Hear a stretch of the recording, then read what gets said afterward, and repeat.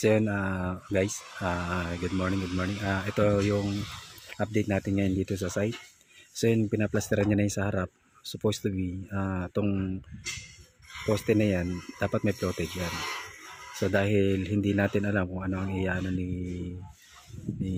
owner, sinirequest ko na yung floated. So baka instead na floated gamitin natin yan, di-design na lang natin yung plaster niya na floated. Yan, ito. Para lumabas yung pagiging cruise niya. So yan yung update natin dito sa labas. So ito, pinaplasteran natin yung mga kantuhan ng isang workers natin, isa rin sa expert pagdating sa kantuhan. So yan, yung nasa loob, ginagawa na nila yung nicho.